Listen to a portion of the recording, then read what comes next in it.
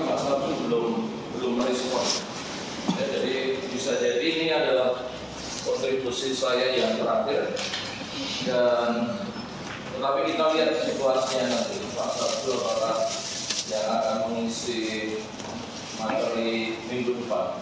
Sebelum kita mulai, ini sebagai gambaran pentingnya eksplorasi. Kita lihat, saya pilih berita minggu ini, harga emas tertinggi dalam sejarah. Jadi kita punya banyak sekali sumber daya geologi, harus kita syukuri karunia Tuhan. Tetapi konteks eksplorasi itu yang saya lihat penting, harus kita ketahui bahwa eksplorasi itu kita sebut kemarin sebagai langkah awal untuk menghasilkan kesejahteraan, karena kita punya banyak sekali jenis komoditas dan harganya bisa berbeda-beda. Dan sesungguhnya nantinya kalau kalian nanti terlibat dalam kegiatan eksplorasi satu jenis sumber daya, itu nggak mungkin ahli semuanya, ya. Misalnya untuk emas saja ada emas porfiri, emas epithermal, skarn, laser, dan lain-lain. Dan masing-masing memiliki keunikan, dan seharusnya yang muncul adalah peluang buat banyak generasi muda Indonesia yang bisa bekerja dengan bidang masing-masing. Ini agak ironis untuk kondisi Indonesia hari ini di saat harga emas tertinggi dalam sejarah, sempat mencapai 3.000, dan ini pagi ini kembali ke 3.000. Itu luar biasa. Pada waktu saya seumuran kalian pada tahun 1990 di sini, saya seumuran kalian, itu perhatikan nggak nyampe $100, ya. Sekarang 3.000, 30 kali lipat. Di saat ekonomi sedang, atau banyak yang menyebut Indonesia gelap, kita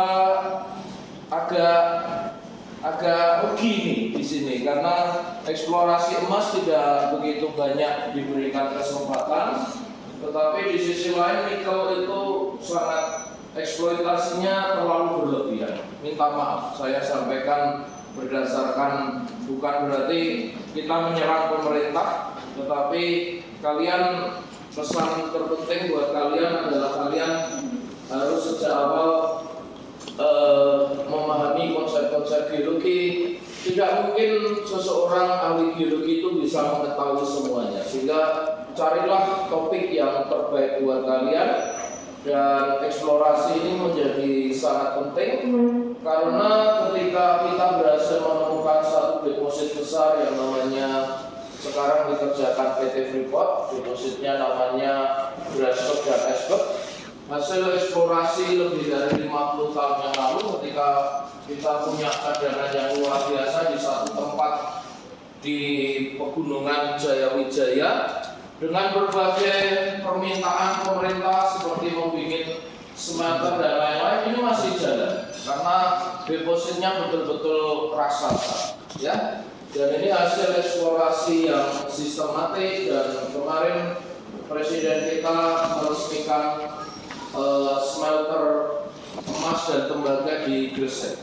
Itu pembangunannya lebih dari 25 mungkin triliun, dan beberapa bulan yang lalu begitu diresmikan, tiba-tiba ada bagian pabrik yang terbakar, dan kemarin diresmikan lagi karena bagian yang terbakar itu sudah diperbaiki. Dan perhatikan di sini, dibanggakan dari satu lokasi saja PT Freeport bisa mencetak 50 ton emas batangan, emas dan tembaga. Jadi ketika nanti di kedepannya ada begitu banyak peraturan hukum, ada isu lingkungan, kemarin kalian mendengar, mungkin membaca berita profesor dari Fakultas Kehutanan UGM menekan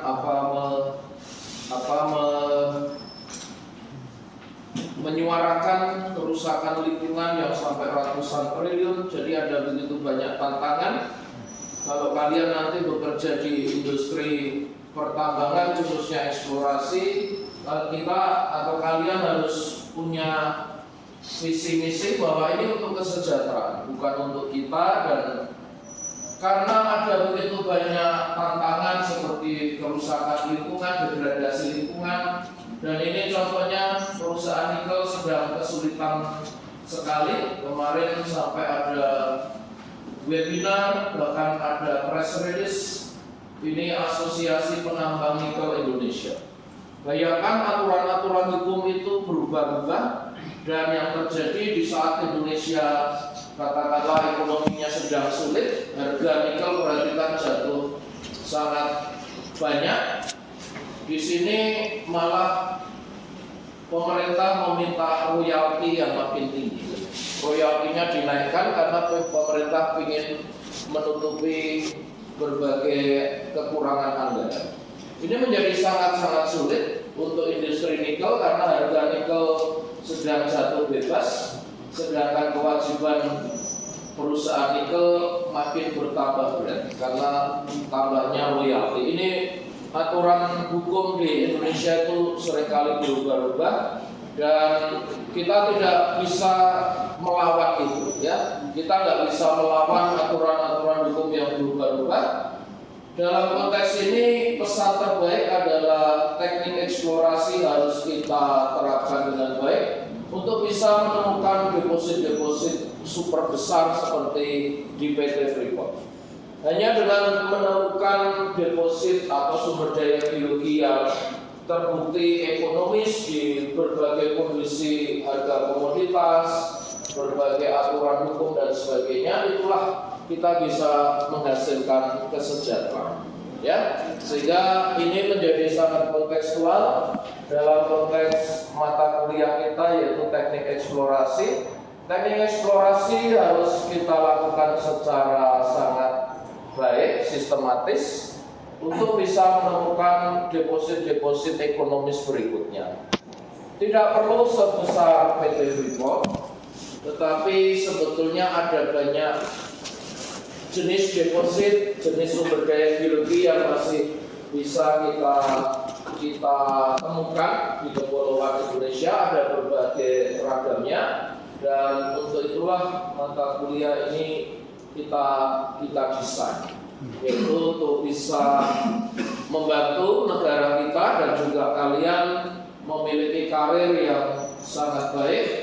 Dan kalian harus nantinya dari kuliah ini dan kesempatan-kesempatan berikutnya, temukanlah bidang-bidang sumber daya. Kalau memang sumber daya merupakan bidang yang kalian tertariki, sumber daya apa yang paling menarik perhatian kalian, dan mulailah untuk bisa mengetahui bagaimana cara mencari deposit-deposit yang terbaik untuk bisa menghasilkan nilai keekonomisan, membantu negara dan masyarakat kita, ya.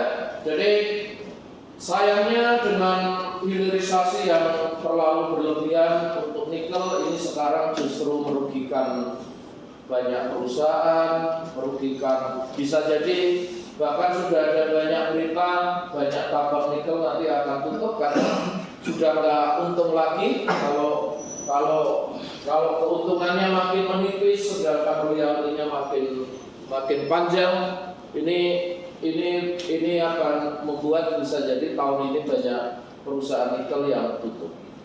Mungkin sedikit saya komentari juga, sekarang itu banyak kalian yang lebih tertarik dengan seperti processing, pasir kuarsa dan lain-lain.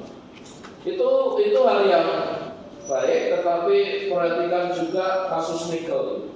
Tidak ada eksplorasi, tetapi semuanya itu pinginnya bangun smelter dan harus bisa mengekstrak sebagian besar logam-logam seperti kobalt, mangan dan lain-lain. Tetapi ketika itu dilakukan secara berlebihan, ini yang terjadi hari ini. Sehingga pertanyaannya buat kalian adalah, seperti saya berdiri di bagian eksplorasi, bahwa sebelum kita menemukan satu potensi sumber daya yang cukup memiliki potensi keekonomisan, jangan buru-buru dihilirisasi. Hilirisasi yang saya sering lihat itu tidak memperhatikan potensi keekonomisan. Pokoknya penting saya membersihkan pasir kuarsa. Tapi nggak pernah peduli pasir kuarsanya di Tuban misalnya itu berapa banyak volumenya. Apakah nanti kalau betul-betul ditambah kira-kira menghasilkan keekonomisan atau tidak. Jadi ini kurang lebihnya banyak di antara kita itu sudah memilih tidak masuk ke bagian eksplorasi tapi lebih ke arah hilirisasinya.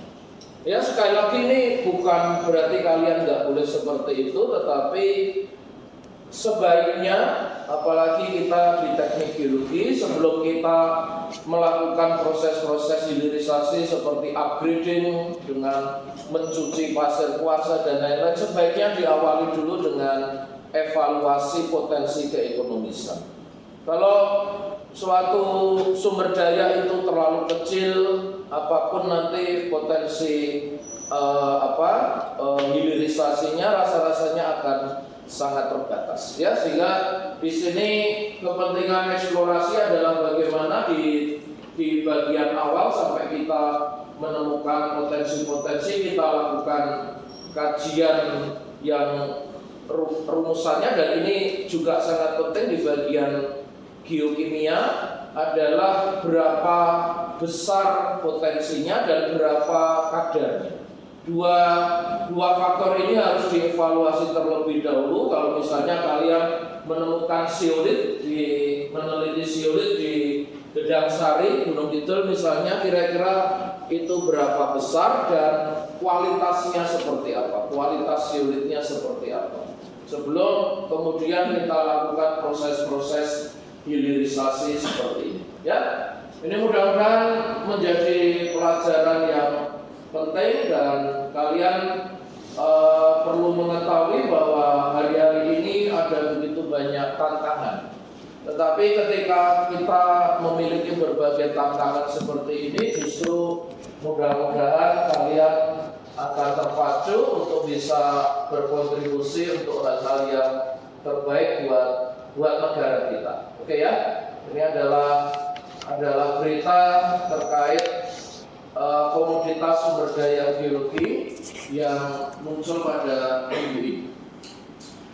Oke, ini adalah materi minggu ke-6, teknik eksplorasi geokimia. Teknik eksplorasi geokimia ini ada kaitan yang sangat dekat dengan teknik eksplorasi geologi minggu lalu, karena misalnya teknik geologi, misalnya pemetaan dan pemboran eksplorasi akan bisa mendelineasi ukuran sumber daya.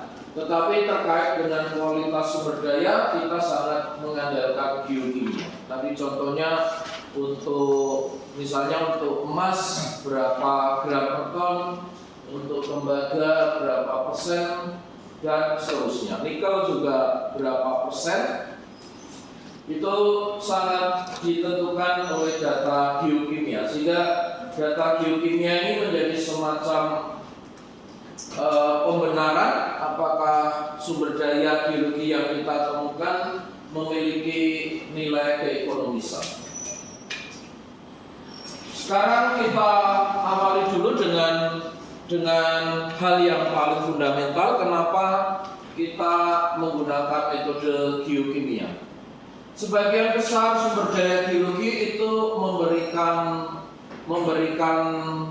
efek, ya, selama pembentukannya itu memberikan efek terjadinya dispersi geokimia secara alamiah, dan dispersi geokimia yang terjadi secara alamiah ini umumnya lebih besar daripada sumber daya geologi yang kita cari, sehingga kita bisa menggunakan faktor dispersi geokimia itu sebagai indikator, sebagai clue atau petunjuk di mana kita akan fokus untuk menemukan sumber daya yang terbaik. Ya, umumnya ini berasosiasi dengan suatu pembentukan sumber daya yang akan mempengaruhi distribusi atau pattern dari unsur-unsur yang mengalami peningkatan kadar, kadang-kadang penurunan kadar di sekitar sumber daya geologi yang kita cari. Contohnya untuk kasus panas bumi, petroleum juga ada, ya saya yakin ada semacam pattern karena kan petroleum melepaskan gas, ya. Gas itu kan akan mempengaruhi batuan-batuan di sekitarnya dan pasti akan mempengaruhi geokimia batuan-batuan di sekitar reservoir petroleum. Ya, jadi dalam banyak hal sumber daya geologi itu menghasilkan pattern anomali geokimia yang terjadi secara alamiah dan kita mencoba mendeteksi, mengkarakterisasi untuk bisa mencari di mana kira-kira sumber daya geologi itu terpendam, ya. Pattern anomali geokimia umumnya lebih luas daripada sumber daya sehingga memungkinkan kita untuk mendeteksinya lebih mudah dengan cara-cara metode eksplorasi geokimia. Ini yang di sini.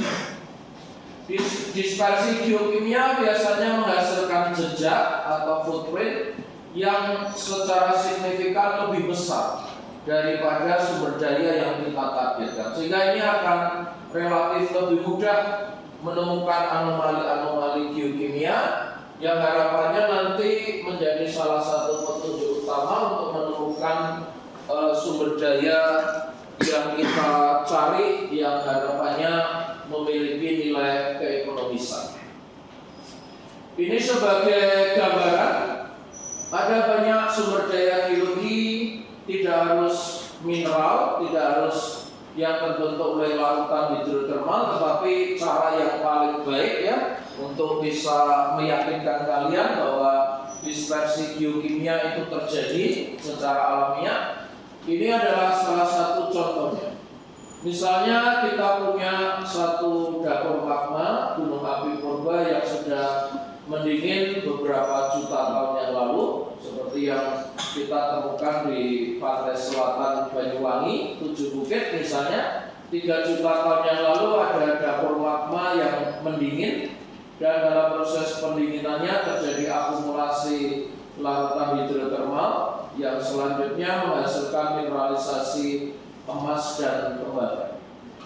Ketika magma ini kemudian mendingin sepenuhnya menjadi batuan beku intrusif dangkal yang terjadi beberapa ratus ribu tahun setelah magma ini mulai mendingin, maka kita memiliki pola alterasi hidrotermal. Ya, di dalam metode geologi fokus kita adalah komposisi mineralnya, ya, komposisi mineralnya.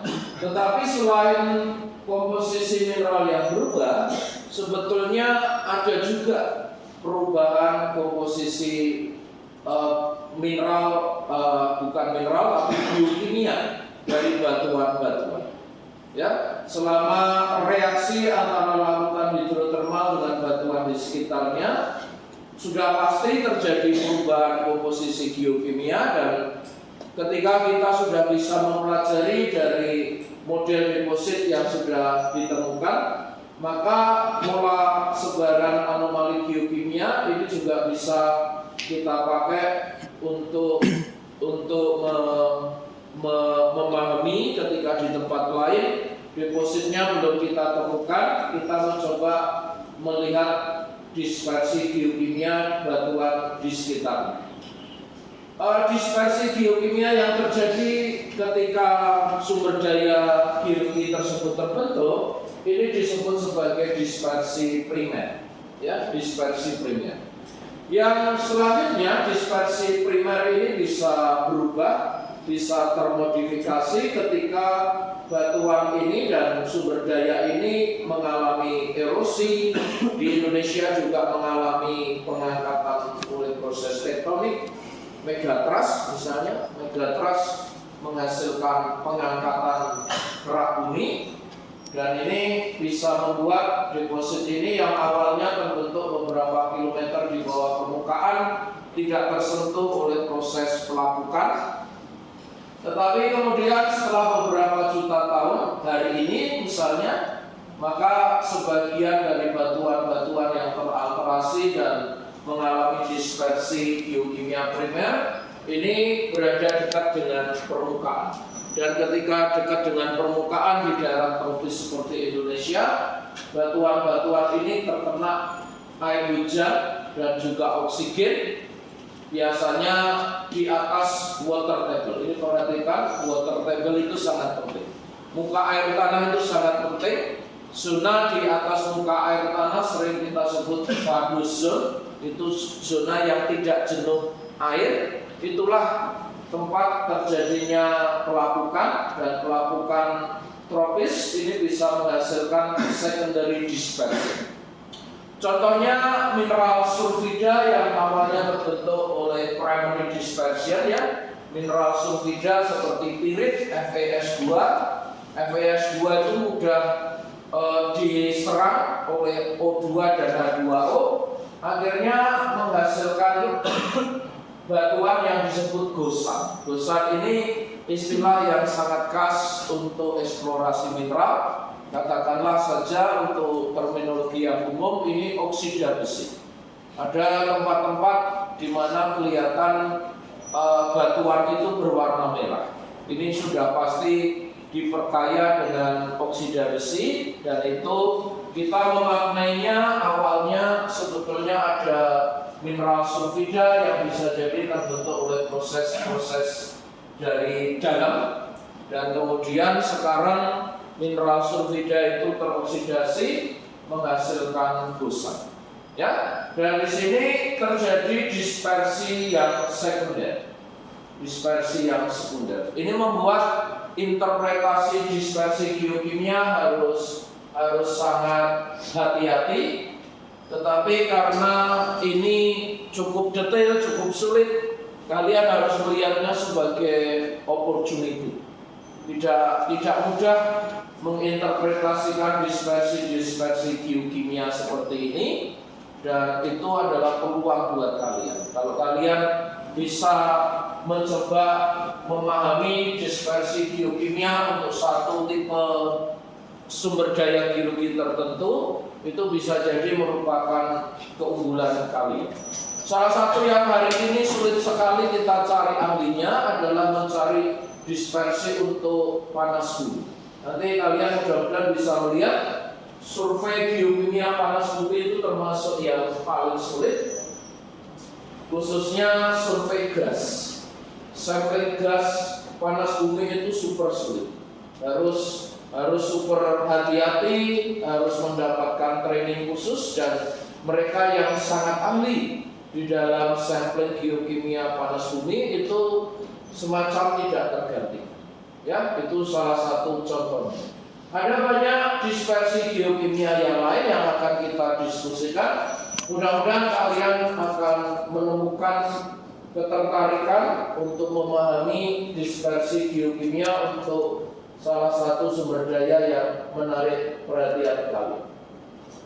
Ini adalah contoh secara sistematik bagaimana kita memetakan berbagai dispersi geokimia yang terjadi secara alamiah. Ya, jadi ini tidak kita ganggu, tetapi alam dengan segala prosesnya itu menghasilkan distribusi unsur-unsur, ya. Jadi ini bukan mineral tetapi elemen atau unsur-unsur, sehingga ini masuk dalam kategori geokimia, bagian yang lebih detail daripada geologi. Primary dispersion ini terbentuk oleh proses-proses dari lokasi yang lebih dalam, dan ini dimulai dari proses pembentukan batuan, rock forming mineral, misalnya pendinginan magma. Pendinginan magma menghasilkan mineral-mineral primer seperti feldspar dan lain-lain. Kemudian ada proses hidrotermal pada sistem panas bumi, pada sistem magma yang nanti menghasilkan endapan skan, endapan porfiri dan lain-lain, dan kemudian interaksi antara air dengan batuan. Dan kalau sudah interaksi ini jangan semuanya dianggap hidrotermal, ya, tidak selalu hidrotermal. Ini contohnya nanti kalian eksplorasi air tanah, itu tidak harus ada panasnya, tetapi kita juga meyakini ada semacam interaksi antara air tanah dengan batuan-batuan yang membawanya, sehingga kita mencoba mendeteksi atau kita harus mengantisipasi bahwa interaksi antara air tanah dengan batuan itu bisa menghasilkan pola dispersi, dan pola dispersi unsur-unsur ini kalau bisa kita detek dengan baik, bisa kita pakai untuk mendeteksi lokasi sumber daya. Selanjutnya ada secondary dispersion. Secondary dispersion ini bisa terjadi baik secara hidromorfik, katakanlah ini perubahan kimia, pelapukan dan sebagainya yang menghasilkan soil, ya, menghasilkan soil yang in situ, dan soil ini bisa longsor menghasilkan sedimen. Soil ini bisa mengalami erosi dan transportasi yang relatif terbatas di lereng-lereng bukit menghasilkan sedimen. Kemudian ada dispersi mekanis. Dispersi mekanis ini sudah melibatkan transportasi oleh agen transportasi, sehingga di sini kita bisa mendapatkan sedimen sungai seperti pasir, bongkah-bongkah dan sebagainya. Dan salah satu bagian dari komponen material-material sedimen ada yang secara khusus akan memperhatikan mineral-mineral beratnya. Tergantung ke kepentingan kalian. Misalnya untuk pasir kuarsa, pasir kuarsa itu juga melibatkan dispersi mekanis, tetapi pasir kuarsa tidaklah kelompok mineral berat. Ada unsur-unsur mineral-mineral tertentu seperti kuarsa itu tidak harus mineral berat, tetapi dia resisten terhadap pelapukan hidromorfik atau pelapukan tropis. Dia survive dan kemudian mulai terbawa oleh agen transportasi, akhirnya bisa mendapatkan pasir kuarsa yang berkualitas tinggi. Ya, jadi ini adalah berbagai ragam cara alam mendistribusikan unsur-unsur yang menyusun bumi kita, dan kita dalam pendekatan geokimia mencoba mengumpulkan sampel-sampel yang representatif untuk mewakili baik aspek dispersi primer maupun dispersi sekunder, yang tujuannya adalah bisa menemukan sumber daya geologi yang akan ekonomis kita kelola. Ini adalah penjelasan terkait penyamplingan atau pengambilan data yang tujuannya nanti dianalisa geokimia. Pertama, dari segi materialnya ada cukup banyak. Berbagai jenis material geologi bisa kita ambil. Contohnya tentunya batuan, kemudian sedimen sungai, soil. Ini masih harus kalian tambahkan gas, ya. Gas ini untuk misalnya panas bumi sangat-sangat penting. Ini belum sepenuhnya ada terdeskripsikan, misalnya gas dan juga air. Air juga belum, mungkin karena dianggap bukan bagian dari material padatan, ya. Bahkan kemudian ada tumbuhan. Tumbuhan ini juga kalian harus hati-hati kalau membaca berita, misalnya di Fakultas Biologi mencoba menggunakan tumbuhan sebagai sumber atau indikasi mineralisasi emas. Ini juga IPB juga beberapa penelitinya meneliti, dan secara konseptual itu mungkin saja kan tumbuhan hidup di atas batuan dan tumbuhan mengambil sari-sari material atau unsur-unsur dari batuan. Bisa jadi itu termasuk unsur-unsur yang akan bisa kita pakai untuk mendeteksi pembentukan sumber daya atau konsentrasi sumber daya mineral tertentu. Jadi secara konseptual sangat mungkin, dan nanti ada semacam contohnya, sudah banyak diteliti di negara seperti Australia. Kemudian selama proses pengambilan sampel ini kita harus memiliki semacam prosedur atau semacam standar operating procedure (SOP) supaya sampel-sampel kita ini tidak terbantahkan. Tadi kembali ke masalah problem dunia pertambangan kita, ketika kita sudah berhasil berinvestasi, ya, pemerintah sudah berhasil berinvestasi banyak untuk pabrik smelter nikel misalnya. Pertanyaannya adalah apakah data-data yang nanti mengarah ke cadangan nikel kita itu akurat? Itu salah satu yang banyak dipertanyakan. Misalnya kalau kita membaca ada investor besar dari Prancis namanya Eramet, ya. Eramet itu perusahaan tambang dari Prancis, ingin investasi di Indonesia. Salah satu yang saya baca itu adalah Eramet ingin memastikan dulu sebelum membangun pabrik baterai listrik berbasis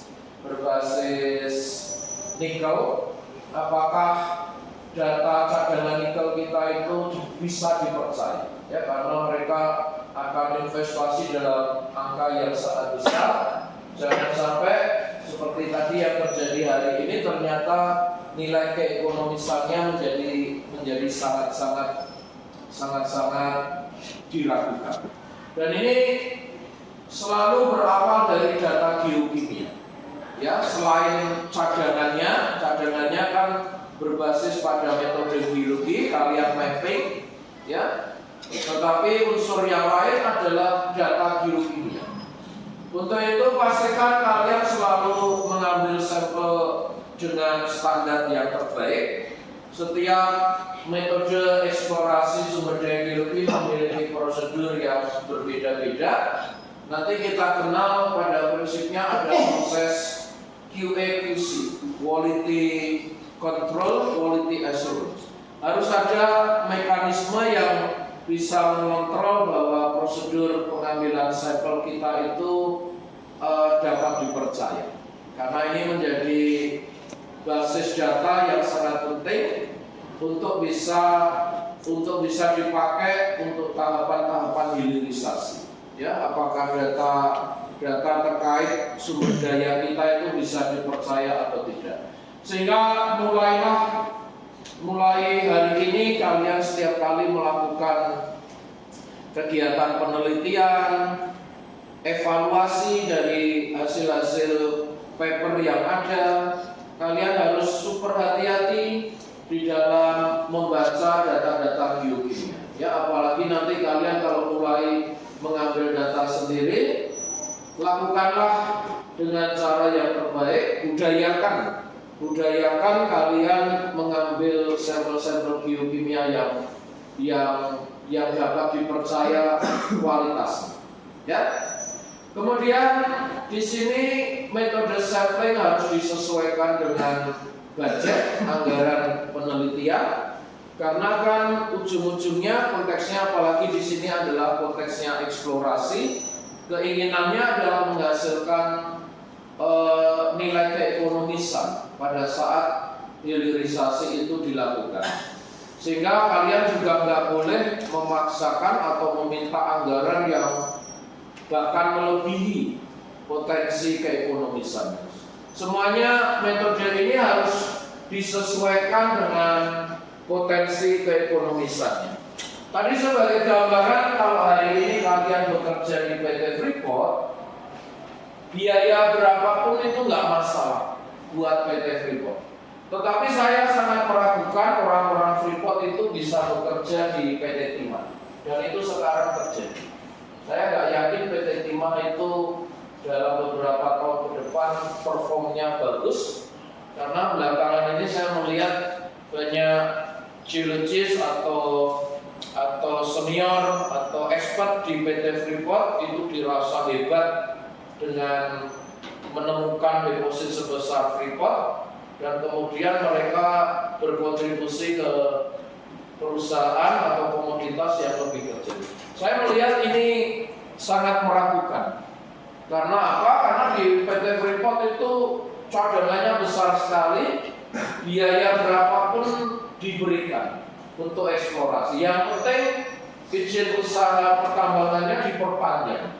Sampai tahun 2040 mereka itu nggak akan kekurangan emas dan tembaga. Tetapi di PT Timah lain sama sekali. Di PT Timah itu kalau saya pernah mengikuti sedikit, itu diminta untuk survei aeromet dan lain-lain. Saya terus terang nggak kebayang apakah budget eksplorasinya nggak lebih besar daripada value keekonomisan. Sebagai contoh, kalau kita baca laporan keuangan, PT Freeport barusan menyampaikan mereka itu menghasilkan keuntungan operasi itu 60 triliun tahun lalu, tahun 2002, 60 triliun. Sedangkan PT Timah itu nggak sampai 1 triliun. Sehingga masing-masing itu memiliki proporsi biaya eksplorasi yang harusnya berbeda. Dan kalian harus bisa beradaptasi bahwa data geokimia itu sangat penting, tetapi biayanya harus disesuaikan dengan skala proyek. Ya, masing-masing komoditas memiliki nilai keekonomisan yang berbeda-beda, untuk itu kita harus menyesuaikannya. Dan terkait kesesuaian ini, menurut saya kalian harus mulai berlatih, ya. Mulai berlatih untuk bisa menilai nanti kalau kalian meneliti suatu wilayah, kira-kira bagaimana nilai keekonomisannya. Nah, dalam hal itu termasuk kira-kira berapa biaya eksplorasinya. Kalau biaya eksplorasinya nanti lebih besar daripada value keekonomisan, maka sangat mungkin proyek itu akan sulit untuk bisa dikembangkan.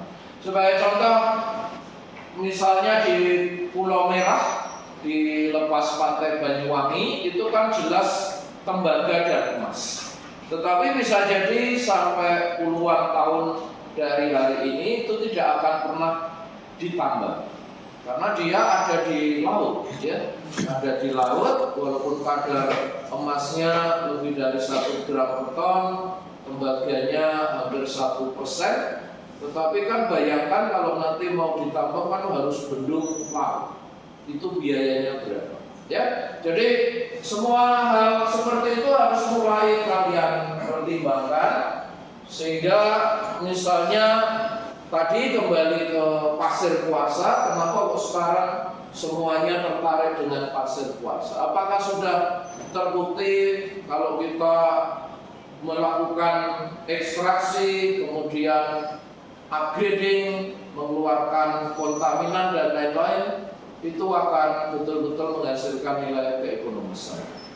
Ya, jadi ada banyak peluang, tetapi sejak awal saya pesankan ke kalian, masing-masing komoditas geologi itu memiliki nilai keekonomisan yang berbeda-beda. Kalian harus belajar dengan baik bagaimana untuk setiap komoditas geologi yang menarik perhatian kalian. Kita bisa melakukan kajian-kajian termasuk geokimia yang kita sesuaikan dengan value keekonomisan dari komoditas geologi tersebut. Ini adalah gambaran dari berbagai media geologi. Mudah-mudahan kalian setuju, air pun termasuk material geologi.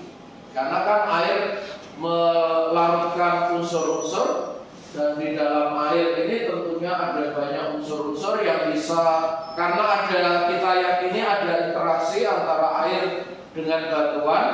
Contohnya uranium itu akan terlarut di dalam batuan, arsenik itu juga terlarut di dalam batuan air, ya. Maka ini contohnya menyampling air itu juga sangat penting.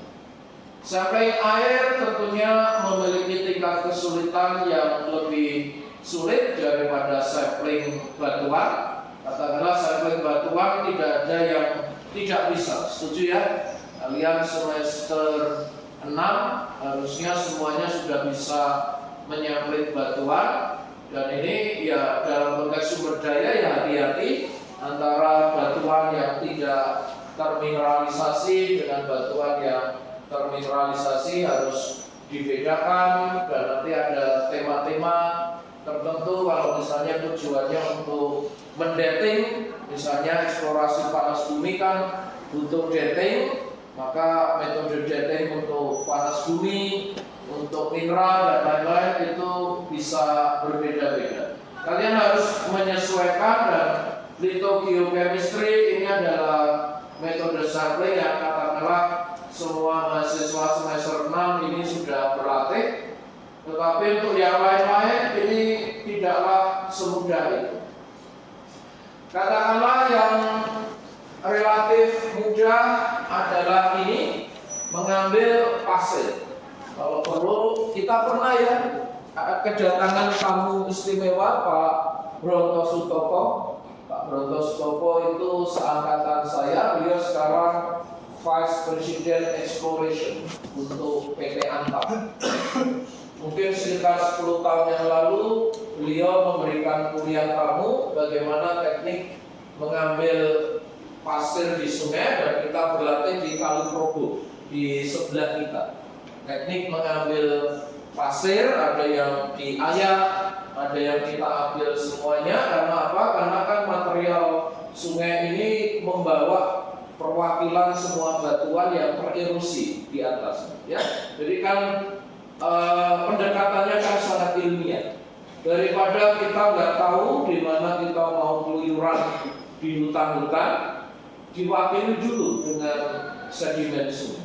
Sedimen sungai kan otomatis mewakili semua batuan yang ada di hulunya, ya. Ini adalah metode yang tidak semuanya sudah berlatih tentunya, karena yang dilatih kita kan baru batuan, tetapi ini relatif mudah dipahami. Kalian bisa mulai mencoba melakukannya. Ada yang tujuannya untuk deposisi batu gamping misalnya, terkait dengan erosi batu gamping kan kita bisa melihat fragmen-fragmen batu gamping. Nah, di dalam hal ini misalnya apakah di dalam batu gamping ada mineral-mineral biji yang mengindikasikan beberapa bagian batu gamping di pegunungan selatan Jawa Timur itu jangan-jangan ada yang termineralisasi.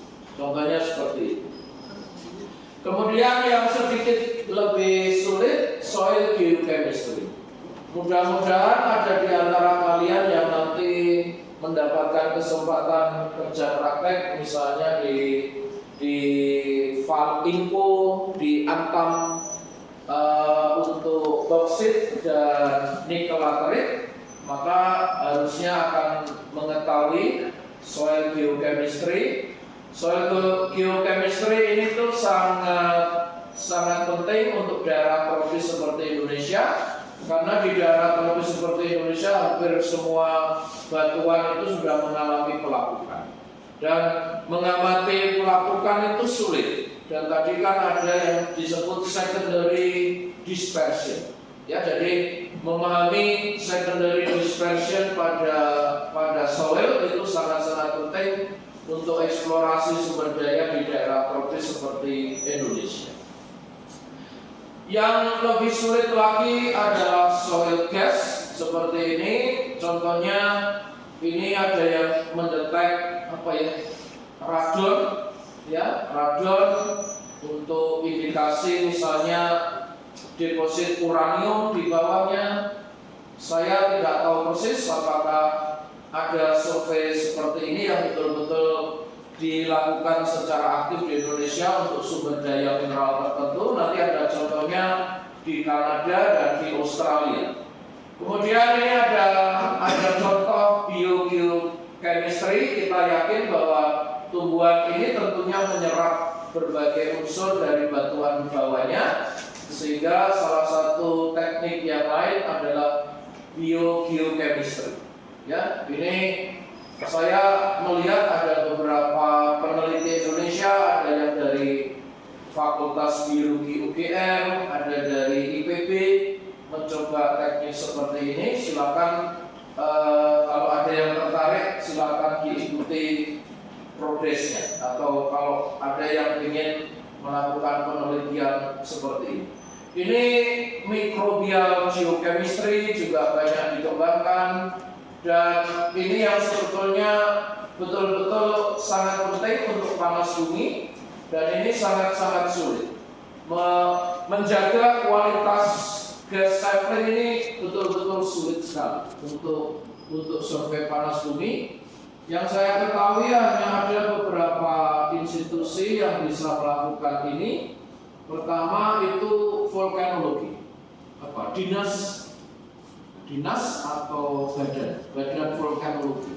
Karena kan mereka banyak melakukan soil gas untuk melihat apakah magma Merapi sudah dekat dengan permukaan, maka SO2-nya harus yang tinggi. Maka ibu bapak dari dinas vulkanologi itu banyak melakukan survei ini, sehingga mereka banyak membantu dalam eksplorasi panas bumi.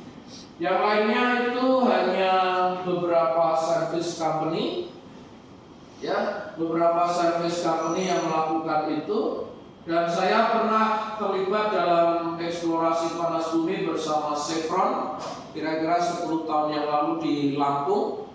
Mereka meminta kita untuk sampling batuan. Mereka mempercayakan ke kita untuk melakukan sampling batuan, tapi tidak untuk geokimia, water maupun air panas, manifestasi thermal air panas maupun gas, itu Chevron maunya melakukan sendiri. Ini menunjukkan sampling geokimia itu khususnya air dan gas itu super delicate, super sensitif, dan memerlukan training yang sangat baik, dan reputasi orang yang mengambil sampel itu sangat-sangat menentukan. Ya, sehingga kalau kalian mau menjadi ahli sampling geokimia khususnya air dan gas, ini memerlukan training yang sangat spesifik. Oke, ini adalah urutan mekanisme sampling dan analisis data. Pertama, kita harus mendesain berapa sampel yang mau kita ambil, metodenya apa, dan biayanya berapa. Harus disesuaikan dengan alokasi anggaran yang ada. Kemudian termasuk orientasi. Orientasi ini sebaiknya sebelum dilakukan sampling sesungguhnya sebaiknya dicoba dulu di beberapa tempat. Ya, contohnya sudah terbukti ada urat kuarsa kecil di bagian tepi sungai, maka dicoba dikumpulkan sampel sedimennya, katakanlah beberapa ratus di bawah lokasi itu, apakah kehadiran urat kuarsa ini terdeteksi, ada anomali emas dan sebagainya.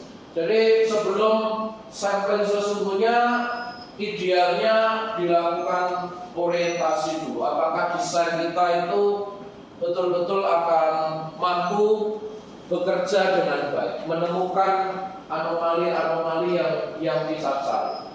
Baru setelah itu dilakukan pekerjaan pengambilan sampel, namanya prosesnya, tahapannya adalah sampling, dan kemudian sampel-sampel itu harus kita preparasi, kita kumpulkan dengan baik. Seringkali harus kita transfer ke tempat lain, labnya, ya.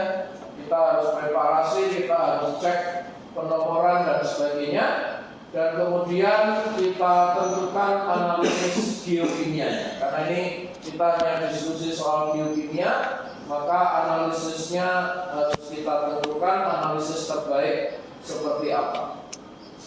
Contoh preparasi yang paling rumit ini juga lagi-lagi air dan gas. Air dan gas kan mudah sekali berubah komposisi ketika proses transportasi, maka ini harus betul-betul harus super hati-hati untuk sampel air dan gas. Saya pernah selain dengan Chevron untuk geothermal, itu pernah juga dengan Prof Heru untuk sampling air di Pasuruan.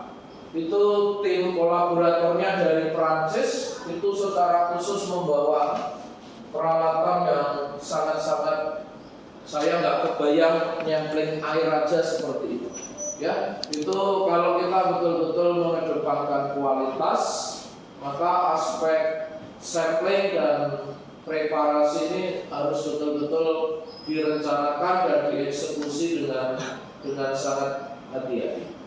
Kemudian analisis harus dilakukan dengan metode yang terbaik sesuai dengan geokimia unsur-unsur yang kita inginkan, dan juga kita harus yakin dengan reputasi lab-nya. Dan terkait reputasi lab, misalnya kalian bisa menilai, misalnya lab kita, departemen kita kan harus kita syukuri kita sudah punya XRF.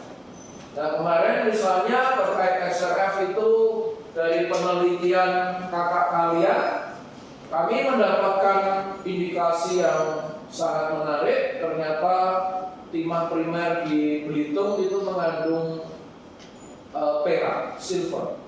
Ya, kita sudah mencoba melakukan analisis di 2 tempat, satu lab komersial dan satu di XRF kita.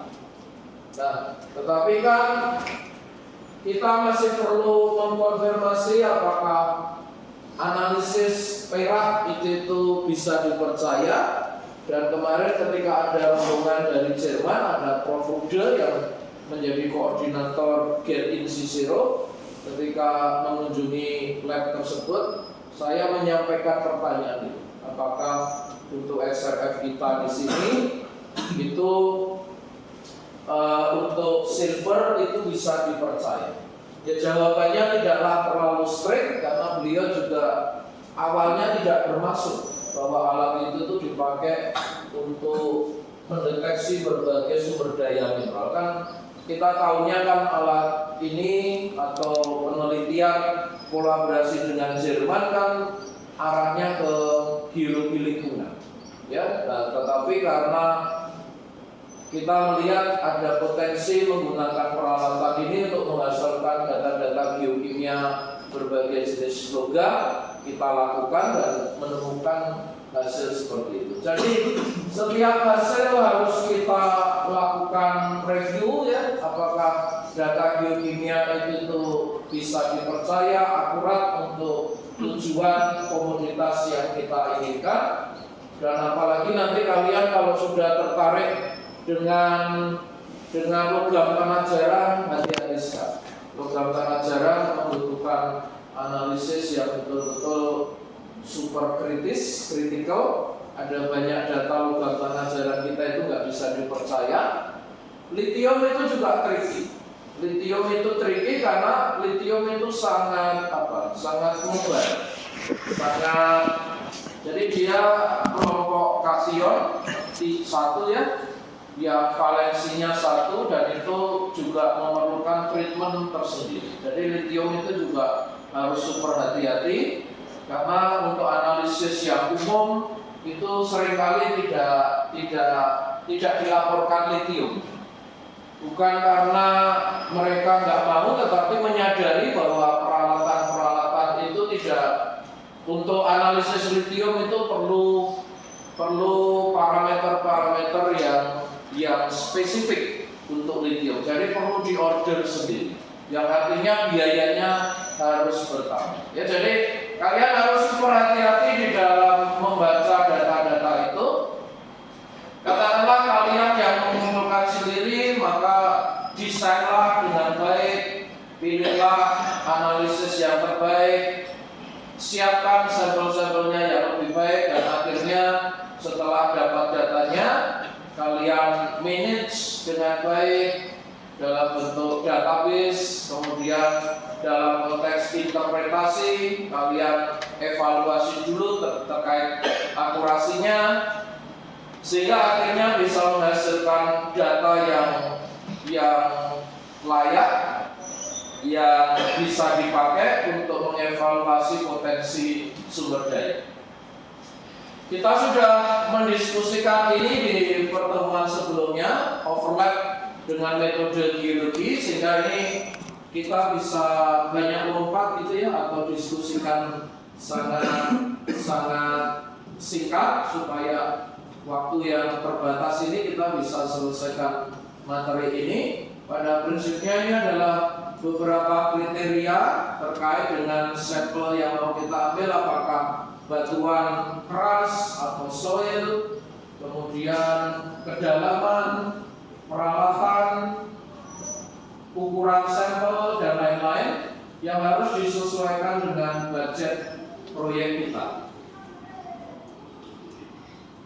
Ini kurang lebih berdasarkan lokasinya, ada yang permukaan, dekat permukaan, atau yang jauh di bawah permukaan. Ya, sederhananya yang paling sederhana dekat di permukaan itu umumnya mineral, batu bara, itu terkenal katakanlah paling dekat dengan permukaan, sehingga di sisi yang lain keuntungannya semua dari kita, kalian waktu mahasiswa sudah bisa mulai berlatih kalau konteksnya eksplorasi mineral, batu bara, karena tentunya sampel-sampelnya permukaan atau dekat permukaan. Kemudian kalau sudah membutuhkan peralatan seperti bor tangan, hand auger, ini bisa diterapkan misalnya untuk nikel laterite, untuk pasir besi misalnya. Endapan placer kan butuh mengetahui berapa tebal endapan letakan atau placer pasir kuarsa, pasir besi, dan sebagainya. Ini sedikit lebih dalam, dan akhirnya yang paling dalam urutannya saya kira yang paling dangkal itu batu bara. Batu bara itu katakanlah sampai beberapa ratus meter. Mineral sekarang sudah sampai lebih dari 1 km. Untuk kasusnya Sumbawa Timur Mining, Kuntu, Buku, itu sudah lebih dalam dari 1 kilo. 7 Bukit juga sudah kedalamannya lebih dari 1 kilo pemboran eksplorasinya. Kemudian setelah mineral, panas bumi. Panas bumi itu rata-rata minimal 1 kilo sampai sekitar 3 km. Dan yang paling dalam tentunya minyak dan gas bumi, ya. Jadi masing-masing memiliki budget yang berbeda-beda. Makin dalam tentunya makin mahal dan makin sulit kalian ikut terlibat. Sehingga ini harus disesuaikan, jangan sampai hanya karena nggak ada kesempatan magang di perusahaan minyak maka kalian merasa nggak ada kesempatan berlatih. Tidak seperti itu. Kalian harus bisa menyesuaikan dengan kesempatan yang ada saat ini. Ini adalah peralatan-peralatannya, dan ini sebagian besar masih relatif peralatan yang tidak terlalu berat. Maksimal ini adalah bulldozer ya, untuk membersihkan singkapan, untuk membuat parit uji dan sebagainya. Ini yang sangat penting, hindari error.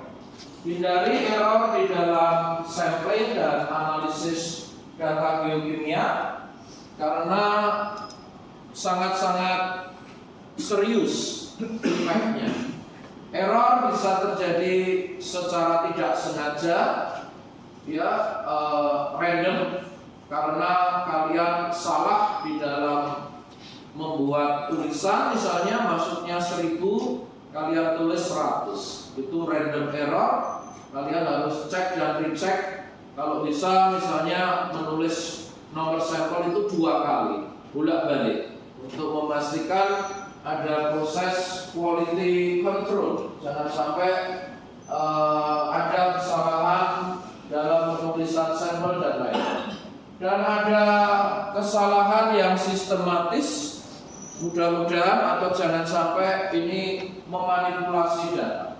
Kalian mungkin sudah pernah dengar cerita sejarah adanya manipulasi data dalam eksplorasi emas di Kalimantan. Ada era Orde Baru, dan itu ada filmnya ya, sampai dibuat filmnya, dan itu yang tidak boleh terjadi lagi. Geologis harus memiliki dedikasi yang sangat tinggi, datanya harus betul-betul bisa dipertanggungjawabkan. Jangan sampai kalian berniat untuk mengubah data ini.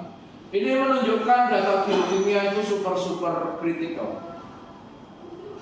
Keputusan investasi sumber daya itu banyak sekali mengandalkan data geokimia, sehingga kalian harus memiliki dedikasi super tinggi. Jangan membuat kesalahan di dalam mengumpulkan data geokimia dan kemudian menginterpretasikan. Semuanya ini mengarah ke QA/QC, quality assurance, quality control. Setiap kegiatan eksplorasi proyek itu harus memiliki standar operating procedure, bagaimana data-data geokimia itu terjamin ya secara keseluruhan. Ini disebut QA/QC, quality control dan quality assurance. Ini adalah contoh ya, yang sebelumnya mudah-mudahan bisa berlaku untuk sebagian besar eksplorasi sumber daya geologi. Kali ini sebagai contoh yang saya paling memahami, dan ini sudah disiapkan oleh para alumni kita yang betul-betul berprestasi, punya success story di bidang eksplorasi menemukan deposit tembaga porfiri di iklim tropis. Di iklim tropis ini tuh misalnya ada target yang sudah tersingkap dan ada target yang blind atau buta. Jadi kalian juga harus mengantisipasi ke depannya sebagian mineral-mineral atau sumber daya geologi yang mudah ditemukan itu sudah habis. Saya sangat tertarik dengan testimoni Pak Sudirman Said. Pak Sudirman Said itu Menteri ESDM di awal-awal pemerintahannya Pak Jokowi, dan ketika sekarang banyak orang mengingat kembali ke Pak Sudirman Said karena dulu beliau yang membubarkan Petrol. Ya, dulu beliau membubarkan Petrol, tetapi setelah 10 tahun Petrol dibubarkan kok malah korupsinya makin merajalela. Ya. Nah, salah satu yang berkaitan dengan eksplorasi, Pak Sudirman Said sejak 10 tahun yang lalu itu punya keyakinan berdasarkan masukan dari para geologis Indonesia, masa eksplorasi yang muda itu sudah berakhir, khususnya untuk minyak. Masa eksplorasi di darat untuk minyak itu sudah berakhir lebih dari 10 tahun yang lalu. Sehingga kita harus mulai masuk ke target-target yang lebih sulit. Misalnya untuk minyak ke laut darat. Ya. Nah, untuk mineral misalnya jangan terlalu berharap endapan porfiri, epithermal, timah yang tersingkap itu masih banyak. Ya, banyak kedepannya itu target-target itu buta. Target buta ini misalnya di Pegunungan Selatan ada banyak batu gamping yang bisa jadi menutupi batuan vulkanik yang bermineralisasi. Ya, jadi contoh sederhananya di dekat kita target belanja itu misalnya ada penutup batu gamping di banyak tempat di Pegunungan Selatan Jawa Timur.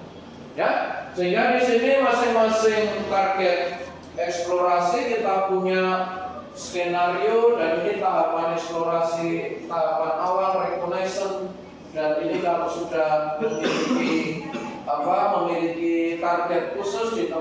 tentu metode geokimianya disesuaikan.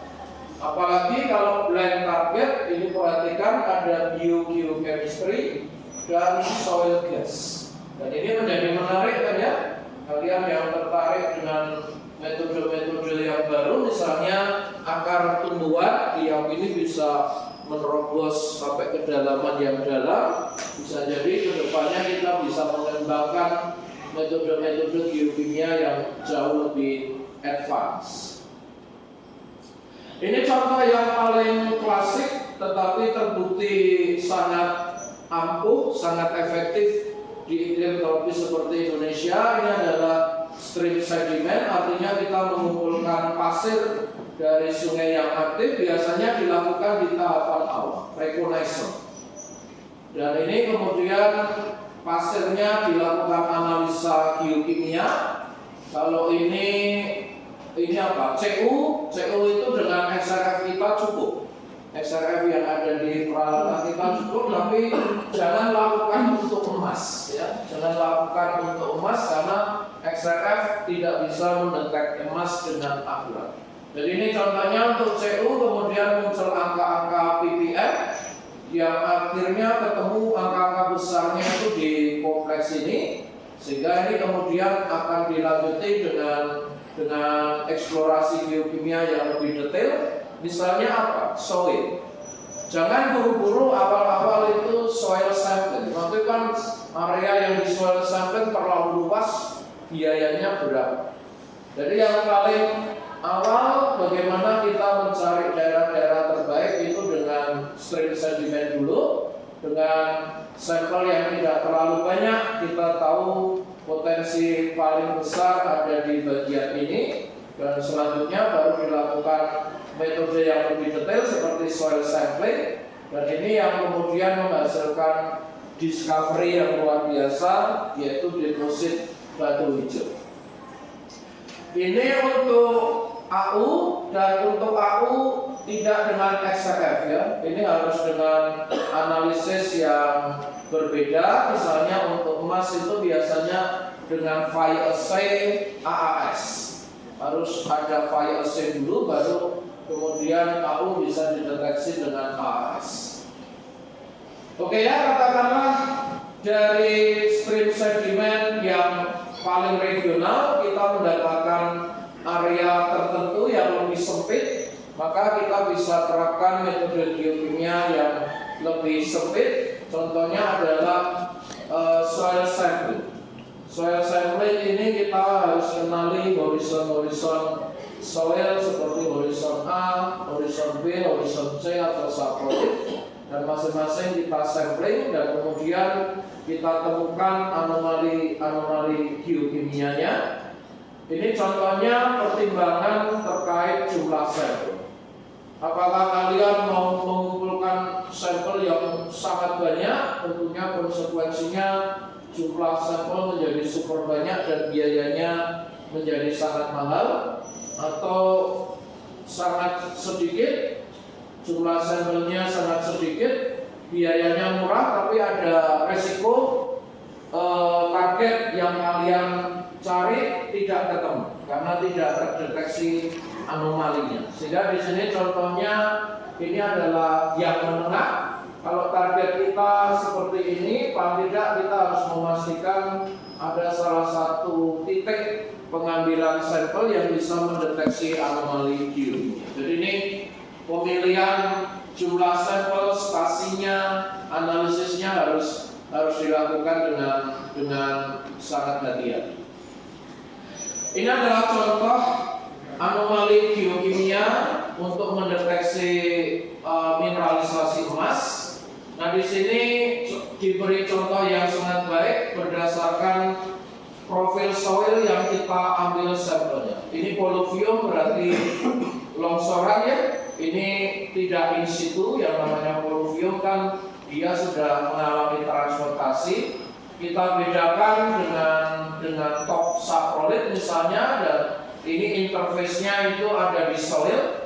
Kalau kita bisa beda-bedakan, maka kemudian akan bisa kelihatan ini ada anomali tetapi posisinya tidaklah in situ. tidak betul-betul tepat di atas mineralisasi, yang kemudian berbeda dengan zona interface dan batuan dasar. Ya, ini adalah contoh. Kita harus super hati-hati. Sampel kita itu sampel bagian profil yang mana. Oke, water sampling ini sangat lebih hati-hati sekali. Kalian harus hati-hati dengan kontaminasi dan lain-lain. Ini adalah semacam summary bagaimana mengambil sampel air. Apalagi sampel gas. Sampel gas bahkan perlu dibuat manual secara khusus seperti ini. Ini adalah untuk eksplorasi panas bumi. Jadi di sini tidak perlu kalian ketahui detailnya. Yang penting hal-hal yang penting yang perlu kita ketahui tentang metode eksplorasi geokimia. Pada saatnya nanti ketika kalian bekerja dengan proyek yang berbeda-beda, sesuaikanlah metode sampling dengan metode yang terbaik untuk tujuan yang ingin kita capai. Kemudian yang paling sederhana adalah rock sampling. Ini pun nanti ada beberapa jenis sampel yang berbeda-beda. Sampel batuan itu pada prinsipnya sangat penting untuk menentukan kadar sumber daya. Kadar sumber daya ini misalnya gram per ton untuk emas, berapa kalori untuk batu bara dan lain-lain, membutuhkan sampel batuan, dan kemudian kita assay, kita lakukan analisis geokimia untuk bisa kita pakai untuk evaluasi potensi keekonomisan sumber daya. Jenis-jenis sampelnya untuk batuan bermacam-macam, sudah kita diskusikan minggu lalu. Kita tidak punya waktu banyak ya untuk mendiskusikan ini semua. Pada prinsipnya ada banyak tipe sampel batuan yang perlu kalian pertimbangkan, sampel jenis mana yang akan kalian lakukan. Yang paling baik itu sebenarnya yang paling bawah, chip channel. Ini yang paling sistematis. Misalnya pemboran eksplorasi, nanti setiap meter kita potong dibagi menjadi 2, dan nanti kita ambil secara sistematis mewakili setiap meter. Ini kurang lebih yang mengarah ke bagian yang paling bawah, dan ini yang biasanya akan dipakai untuk perhitungan sumber daya bahkan cadangan.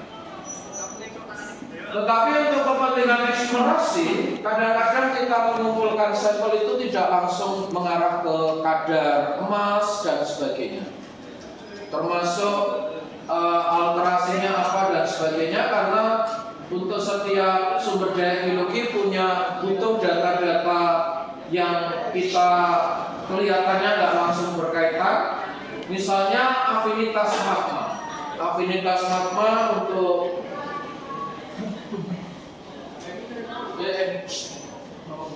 ada kuliah.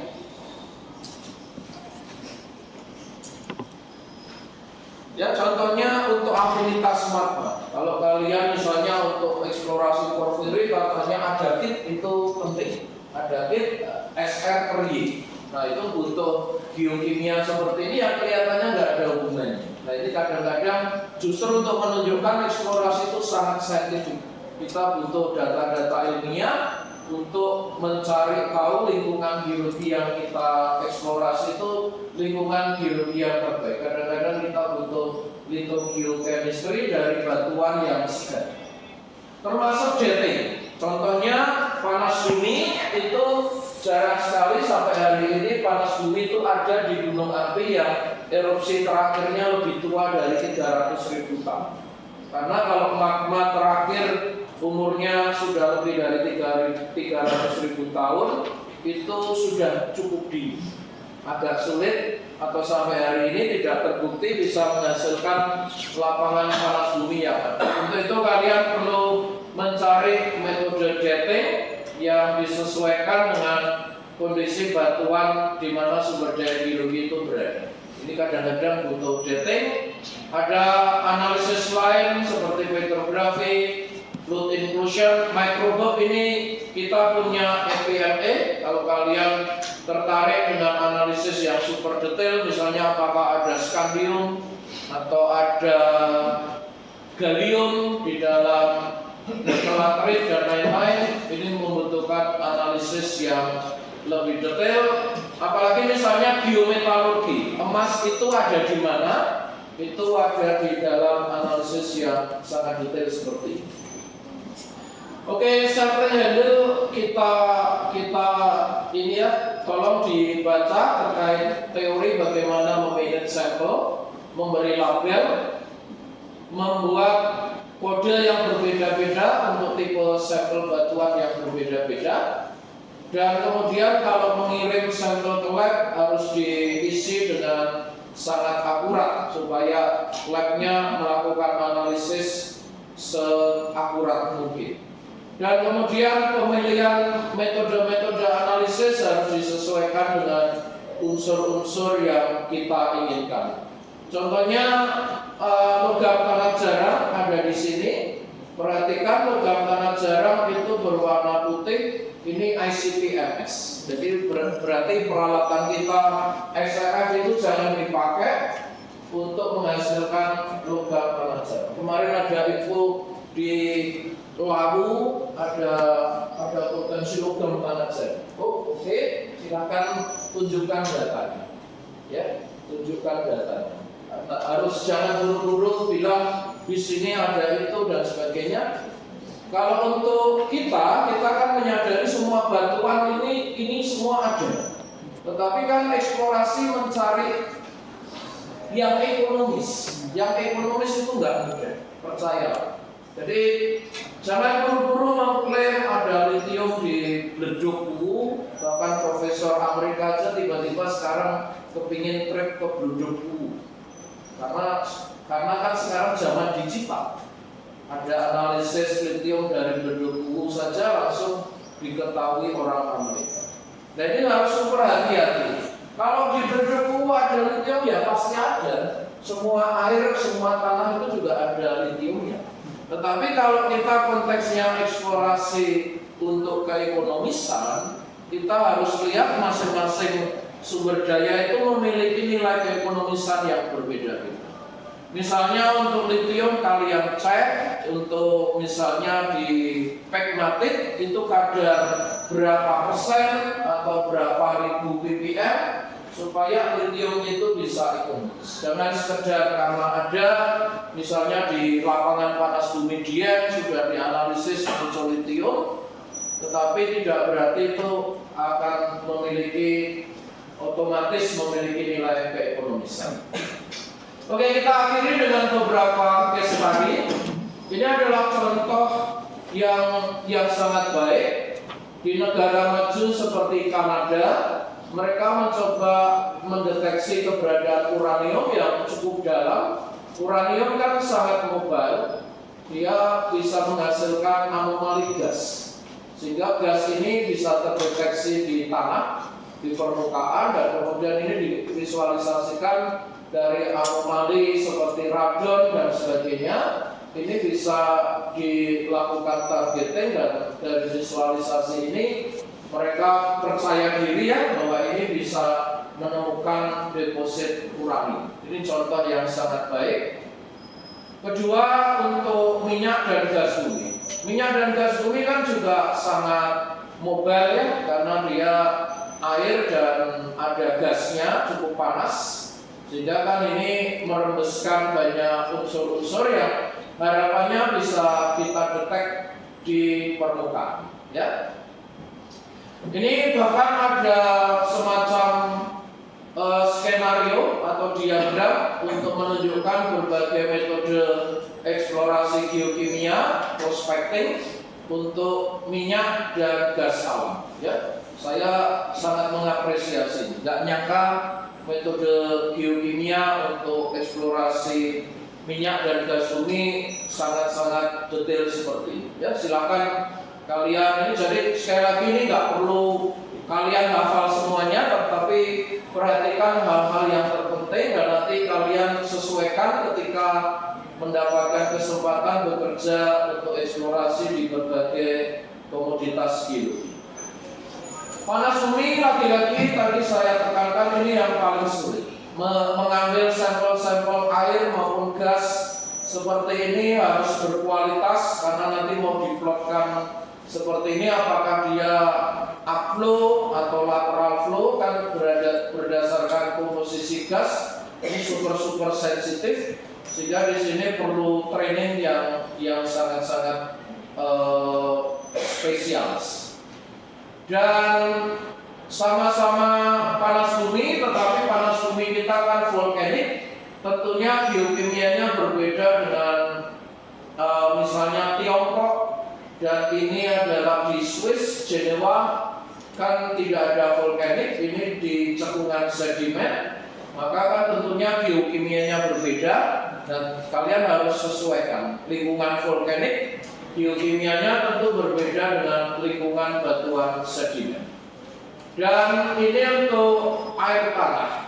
Air tanah seperti di Indonesia kita kumpulkan airnya, dan ini juga ada misalnya artesis, kita bisa kumpulkan airnya, dan ini adalah contoh sampling sumur artesis ataupun sumur pompa untuk kemudian diplotkan untuk mengetahui sifat geokimia dari air tanah. Dan ini juga harus hati-hati, tetapi kita syukuri lab GTL Prof. Sugeng, Pak Doni Prakasa ini saya lihat sudah sangat aktif mengumpulkan sampel-sampel seperti ini. Tentunya kita yakin tim beliau memiliki kemampuan. Jadi kalian harus belajar dengan baik cara mengambil sampel air seperti ini. Oke, kita tutup karena mungkin ini pertemuan terakhir saya. Untuk tugas UTS saya ingatkan kembali, kalian perlu memilih salah satu jenis sumber daya geologi yang menarik perhatian kalian. Coba kalian desain metode eksplorasinya. Ini bisa kalian memilih satu wilayah tertentu kalau sudah tahu, tetapi juga bisa relatif umum ya, tidak usah terlalu kita atur terlalu straight. Kalian bisa memilih sendiri, dan nanti pada saat UTS kita akan memberikan link, kalian harus mengupload PDF-nya. Oke ya, saya kira kita cukup di sini. Minta maaf, ini harusnya selesai 11 waktu ya. Minta maaf kelewatan 3 menit. Materi sudah saya upload ya. Silakan kalian cek di link yang pernah saya berikan sebelumnya.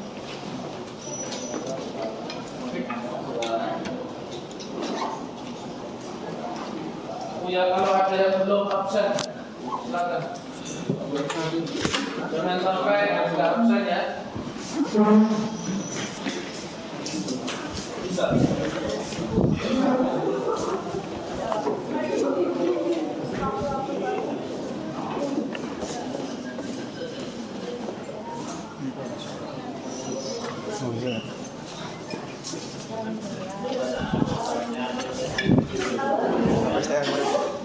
Berapa STR? Udah kecakup apa? Semua datanya betul. Waktunya apa aja nih? Oh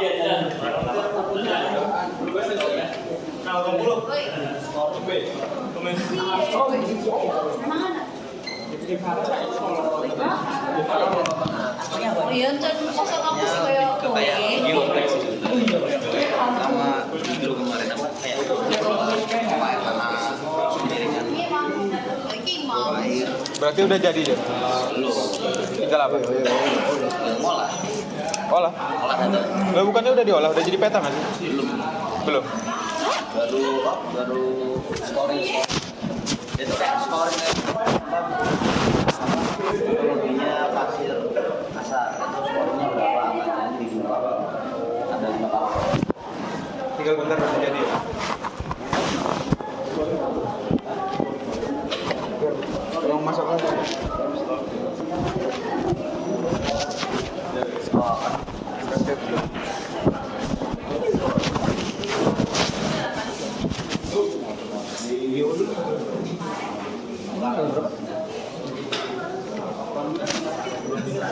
Apa sih Pin? Aneh banget. Tapi kayak gitu juga.